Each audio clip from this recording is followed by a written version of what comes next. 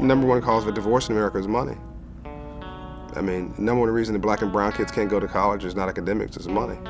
You know, the thread running through all of our lives, every day, every decision, is money. If your day's not about love, your day's about money. You know, financial literacy is a factor in people's lives, whether they put that label on it or not. They might not realize that the reason that they're going into debt or foreclosure is because they're financially illiterate, but that's really the reason.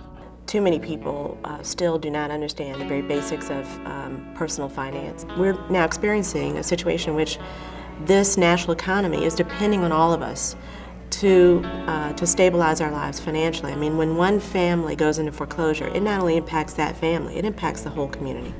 If there's any silver lining in this financial crisis, it's that there's really now a kind of teachable moment, I think is the phrase we've heard thrown around. We are in a position to create the most financially savvy generation in history, like it or not. If you engage young people, young adults, early, you're able to shape their perspective and their thinking around financial literacy. I go into a classroom, let's say if there are 11th graders, and I say, how many of you have had a cell phone since the 6th grade? Lots of those kids raise their hand. Tell me your average cell phone bill. Well, then I take that bill times 12, times the years that they've had it, and it usually adds up to about a semester of college that they'd like to go to when they graduate.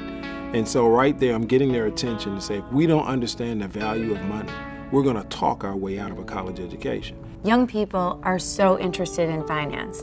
They think it's serious, they think it's important. The only problem is there's no clear place for them to go to learn.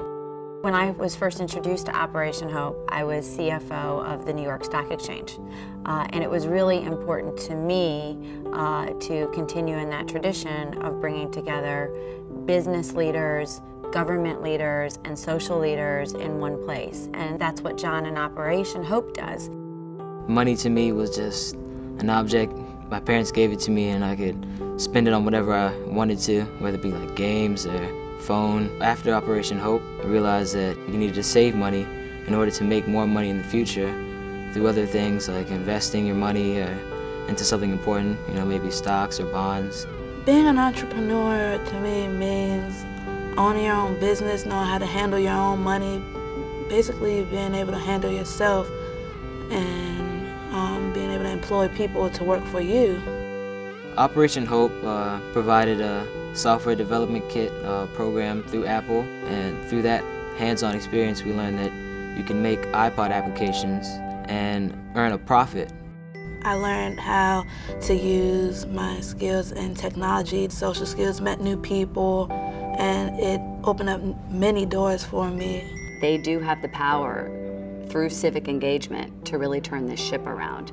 This is the world that they're going to inherit. When people have the knowledge and the tools they need, they can make the right decisions, and they're really empowered to control their own finances, control their own lives, and really, you know, better their own situations. It's important for young people to put their money in the bank because then they'll have money left over and they'll have enough money to live and grow. Everything has a language. Everything has a culture. You know, versus talking to kids or adults or whomever in your language and your culture, you got to find their language and their culture, and then you got to crack the code.